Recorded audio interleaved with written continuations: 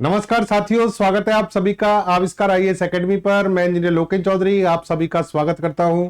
दोस्तों, आज हम जिस टॉपिक पर चर्चा करने जा रहे हैं, भारत की एक शॉर्ट रेंज बैलिस्टिक मिसाइल पिरले, उसके बारे में चर्चा करेंगे। इसके अभी लगातार 2 दिन सफल परीक्षण भारत के द्वारा किए गए हैं।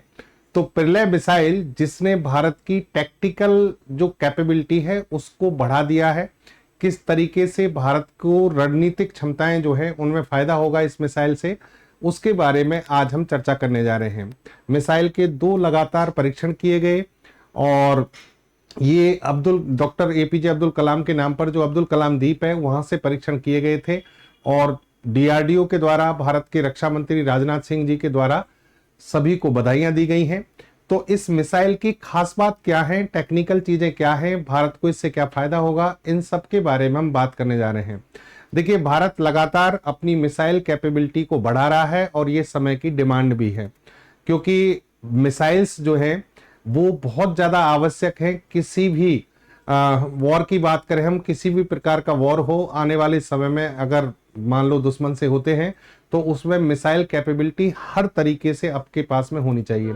हर तरीके का मतलब मेरा यह है कि हमारे पास में बैलिस्टिक मिसाइल्स भी होनी चाहिए और बैलिस्टिक मिसाइल्स की भी जो चारों कैटेगरी हैं वो हमारे पास होनी चाहिए, जिसमें short range ballistic missile, medium range ballistic missiles, intermediate range और इंटरकॉन्टिनेंटल रेंज, चारों होने चाहिए। फिर उसके बाद क्रूज मिसाइल्स हैं, एंटी टैंक मिसाइल्स हैं, सभी प्रकार की मिसाइल आपके पास। इसके अलावा SLBM, submarine launch ballistic missiles, यानी हर तरह की मिसाइल्स को अगर कोई देश रखता है तो इसका मतलब ये हुआ कि उसकी थल सेना, वायुसेना, जल सेना सभी एक प्रॉपर तरीके से युद्ध लड़ने में सक्षम होती हैं और दुश्मन को हर तरीके से हराने में सक्षम होती हैं।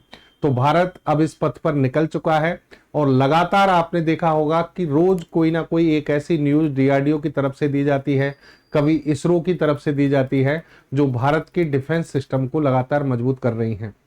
तो बने रहिए सेशन में, और नए हैं चैनल पर तो सब्सक्राइब कर लीजिए भाई, शेयर कर दीजिए और सुनिए। DRDO conduct back to back Pralay missile test flight off Odisha, यानी ओडिशा में ये टेस्ट किया गया था और अब्दुल कलाम द्वीप यहीं पर स्थित है। वहां से 2 टेस्ट लगातार किए गए हैं, एक 28 जुलाई को, एक 29 जुलाई को। ठीक है, डीआरडीओ कंडक्ट 2 कॉन्सिक्यूटिव, सेम यहां पर द प्रिंट में है, द हिंदू में है, सीएनबीसी सब पर ये न्यूज जो है छपी हुई है।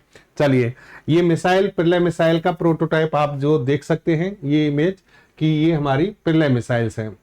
अब यहां पर दोस्तों आप समझना, पिरले मिसाइल जो है हमारी एक प्रकार की बैलिस्टिक मिसाइल है। क्या है? Ballistic missile. और बैलिस्टिक मिसाइल्स जो होती हैं वो आपको पता होना चाहिए कि इस तरीके से, जैसे मान लो यहां पर इस मिसाइल को कहीं पर स्थापित किया गया है, तो इस तरीके से ये एक पैराबोलिक पाथ पर, जो कि फिक्स्ड पाथ होता है, इस तरीके से गति करती हैं और यहां पर जाकर जिस दूरी पर टारगेट को इन्होंने सेलेक्ट किया है वहां टारगेट से जाकर टकराती हैं और उसे नष्ट कर देती हैं। ये मान लीजिए टारगेट है और इस दौरान ये मिसाइल काफी ज्यादा ऊंचाई पर जाती हैं, काफी ज्यादा ऊंचाई पर जाती हैं और एक फिक्स्ड पाथ होता है। फिक्स्ड पाथ जो आपको ये दिख रहा है, इसको कहते हैं पैराबोलिक पाथ, ट्राजेक्टरी पाथ। इस पर ये मिसाइल क्या होती है? चलती है। ठीक है, कई बार इस मिसाइल का ड्रॉबैक ये सामने आता है कि ये मिसाइल जो है रडार की पकड़ में आ जाती है। उसका कारण है, एक तो ज्यादा ऊंचाई पर है और एक इनका पथ जो है जिस पर ये चल रही है वो निश्चित है, फिक्स्ड पाथ जिसको हम बोल रहे हैं। ट्राजेक्टरी पाथ जो होता है इसका पैराबोलिक होता है और वो निश्चित होता है, तो रडार की तरंगें कहीं ना कहीं इसको पकड़ लेती हैं और ये मिसाइल आकार में भी काफी बड़ी होती है। तो आजकल ये जो मिसाइल्स है ना, इनको एक विशेष तकनीक से बनाया जा रहा है कि भाई आप रडार से कैसे भी करके इनको बचाया जाए। तो सबसे पहली बात तो यह है कि पिरले मिसाइल रडार की पकड़ में नहीं आएगी। इसमें ये खास बात है, क्यों नहीं आएगी वो मैं आपको अभी बता रहा हूं। सबसे पहले तो आप ये समझो कि भारत के पास में बैलिस्टिक मिसाइल्स का एक लंबा चौड़ा पूरा क्या है, जखीरा है, यानी बैलिस्टिक मिसाइल्स हमारे पास में बहुत सारी हैं। बैलिस्टिक मिसाइल्स जो होती है, जैसा कि मैंने बताया, फिक्स पाथ पे चलती हैं, लेकिन रेंज के हिसाब से 4 कैटेगरी में होती हैं। सबसे कम रेंज की मिसाइल होती है 1000 किलोमीटर से नीचे नीचे, जैसे भारत की पृथ्वी फर्स्ट, पृथ्वी सेकंड, पृथ्वी थर्ड, ये सब इसी रेंज में आती हैं। ठीक है, 350-400 किलोमीटर। MRBM का मतलब मीडियम रेंज बैलिस्टिक मिसाइल, ये 1000 किलोमीटर से लेकर 2500 किलोमीटर में आती है। जैसे कि भारत के पास में इस रेंज में है अग्नि सेकंड, 2200 किलोमीटर के आसपास रेंज है। IRBM intermediate range ballistic missile, अग्नि थर्ड, अग्नि फोर, ये 2500 से 5000 किलोमीटर के बीच में होती है। और ICBM 5000 किलोमीटर से ज्यादा होती है। चलिए अब एक चीज समझना, आप ध्यान रखिए कि ये जो मिसाइल्स है ना, जिनकी रेंज बहुत ज्यादा है, रेंज ज्यादा है, ये सामरिक मिसाइल होती हैं। ये सामरिक मिसाइल का मतलब है कि ये इस पर्पस से बनाई जाती हैं, दुश्मन को डराने के लिए, दुश्मन पर एक साइकोलॉजिकल प्रेशर बनाने के लिए, मनोवैज्ञानिक दबाव बनाने के लिए, ताकि दुश्मन इनसे खौफ में रहे और हम पर हमला ना करे।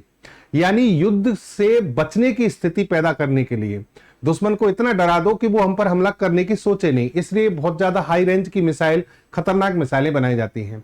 लेकिन फिर भी जब युद्ध की स्थिति बन जाए, जैसे पाकिस्तान युद्ध हम पर क्या करता है, कभी ना कभी थोप देता है, तो जब युद्ध की स्थिति बन जाए तो युद्ध होना है।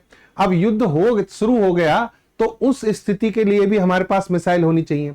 और उस स्थिति के लिए जो मिसाइल होती हैं वो कम रेंज की होती हैं, क्योंकि दुश्मन जनरली पड़ोस में ही होते हैं हमारे, तो उनको कहते हैं टैक्टिकल मिसाइल, रण मिसाइल। समझ रहे हैं आप? सामरिक मिसाइल हाई रेंज की होती है जनरली, और ये साइकोलॉजिकल प्रेशर क्रिएट करती हैं दुश्मन पर। लेकिन टैक्टिकल मिसाइल ऐसी मिसाइल है जो कम रेंज की हो, लेकिन दुश्मन ने अगर युद्ध छेड़ दिया है तो युद्ध की स्थिति में तुरंत प्रभाव से उपयोग हेतु बनाई जाती हैं, उनको कहते हैं टैक्टिकल मिसाइल। तो पिरले मिसाइल हमारी SRBM short range ballistic missile है, और इसका मतलब ये टैक्टिकल मिसाइल है। यानी अगर पाकिस्तान या चाइना से युद्ध होता है तो तुरंत प्रभाव से हम इसे युद्ध की स्थिति में रखेंगे और उससे युद्ध कर सकते हैं। ये बात आप समझ गए होंगे। चलिए अब पिरले मिसाइल के बारे में और आपको बात बताते हैं। देखिए कि DRDO ने यहां पर कहा है कि भाई हमने दो, ये DRDO का कोड है कि 2 consecutive flight trials of Pirle missile was successfully carried out on 28th और 29 जुलाई 2025 as part of user evaluation trials। यानी ये आप ध्यान रखना, ये यूजर एवेल्यूशन ट्रायल है, यानी उपयोगकर्ता, यानी हम उपयोगकर्ता हैं तो हम इसको एवेल्यूशन कर रहे हैं, मूल्यांकन कर रहे हैं कि ये हमने जो बनाया है, ये मिसाइल बनाई है, वो सही है या नहीं है। तो ये इसके यूजर एवेल्यूशन ट्रायल्स थे, 2 लगातार रहे और सफल रहे। अब इसका मतलब ये हुआ कि इस चरण से गुजरने के बाद अब हम इस मिसाइल को हमारी सेनाओं को समर्पित करने के लिए तैयार हो सकते हैं। चलिए दूसरी बात यह है कि जब इन्होंने कहा कि ये जब टेस्ट किया गया तो इसकी जो मिनिमम और मैक्सिमम रेंज है, स्ट्राइक रेंज, मारक क्षमता, यानी कहां से कहां तक दुश्मन को ये मारती है, तो वो रेंज हमने दोनों को टेस्ट किया। मिनिमम रेंज इसकी लगभग 150 है और हाईएस्ट रेंज इसकी लगभग 500 किलोमीटर है। दोनों रेंज का क्या किया गया, टेस्ट किया गया। This missile precisely followed the intent trajectory and reach the target point with pin point accuracy. यानी ये कह रहे हैं कि जो ट्रैजेक्टरी पाथ था, जो हम चाहते थे, उसी पथ पर ये गई और पिन पॉइंट एक्यूरेसी, यानी बिल्कुल एक्यूरेसी के साथ टारगेट को इसने हिट किया। तो इसका मतलब ये टेस्ट पूरी तरह से क्या रहा, सफल रहा।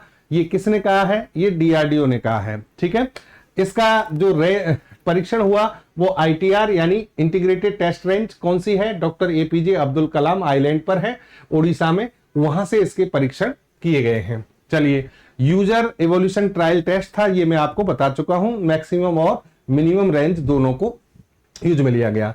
इस मिसाइल को बनाने में बहुत सारी लेबोरेटरी, बहुत सारी संस्थाओं ने योगदान दिया है। यहां पर ये संस्थाओं के सबके नाम दिए हुए हैं, आप इनको मैं डिटेल में थोड़ा सा यहां बता देता हूं आपको। DRDO तो है ही, DRDO की जो लैब है जैसे कि defence research development laboratory, DRDL, ASL, ARDE, HEMRL, DMRL, TBRL, ये सब DRDO से रिलेटेड क्या है, सारे संस्थान हैं। इन सब ने मिलकर इसको काम किया है। मेन भूमिका जो है इसमें DRDO के लिए कौन निभाता है, BDL, भारत डायनेमिक्स लिमिटेड, और इलेक्ट्रॉनिक इक्विपमेंट इसके बनाए गए हैं भारत इलेक्ट्रॉनिक्स लिमिटेड के द्वारा। इन सभी ने मिलकर इसको डेवलप किया है। चलिए यहां पर दोस्तों एक महत्वपूर्ण शब्द यह आ रहा है कि ये missile solid propellant quasi ballistic missile है। इसका मतलब समझो, बहुत महत्वपूर्ण है, ये बहुत महत्वपूर्ण। क्या मतलब है, देखिए जैसा कि मैंने कहा कि बैलिस्टिक मिसाइल इस तरीके से चलती हैं और ये बहुत ज्यादा हाइट पर पहुंच जाती हैं, एटमॉस्फेयर को भी क्रॉस कर जाती हैं। ये मान लो हमारा एनवायरमेंट और इसको भी क्रॉस कर गई, तो यहां से जब आती हैं तो टारगेट की तरफ से अगर कोई रडार लगा हुआ है, मान लो ये रडार है, तो इस रडार की जो रेडिएशन है वो रेडिएशन इसकी लोकेशन का पता कर सकती है जब ये बहुत ज्यादा ऊंचाई पर होती है। ठीक है, ये बैलिस्टिक मिसाइल का फिक्स्ड पाथ होता है। लेकिन जब एक मिसाइल हम कहते हैं कि क्वासी बैलिस्टिक है, तो इसका मतलब ये हुआ उसमें दो चीजें जोड़ी जाती हैं। एक तो ये है कि ये मिसाइल इस पथ पर, ट्राजेक्टरी पाथ पर जाएगी, लेकिन वो ट्राजेक्टरी पाथ लो अल्टीट्यूड पर होता है, मतलब हाइट उसकी कम रखी जाती है ताकि रडार की तरंगें ऊपर निकल जाएं और ये उसकी पकड़ में नहीं आए। एक बात। दूसरी बात, जब ये इस पर चलती है ट्रैक पर, तो अपना रास्ता बदल सकती है, मैनरेबल होती है, यानी रास्ता बदल सकती है। और ऐसा इसलिए किया जाता है ताकि रडार से इसे रडार को भ्रमित किया जा सके। तो प्रलय मिसाइल की खास बात है, क्वासी बैलिस्टिक मिसाइल है। सॉलिड प्रोपेलेंट का मतलब ठोस ईंधन पर आधारित है, ठोस प्रणोदक इसमें यूज किया गया है।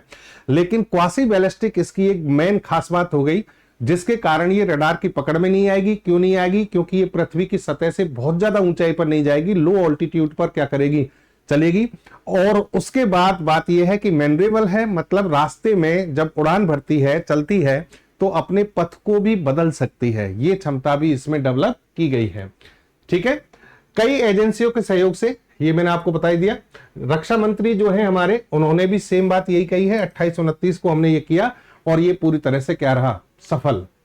चलिए, अब इस मिसाइल की कुछ और चीजें, खास खास बातें जो है मैं आपको बता देता हूं। देखिए, ये मिसाइल का स्ट्रक्चर है। इस मिसाइल में यहां ऊपर ही ऊपर जो वो है, यहां पर वॉरहेड यानी इसका युद्धास्त्र लगा होगा, जो विस्फोटक पदार्थ है।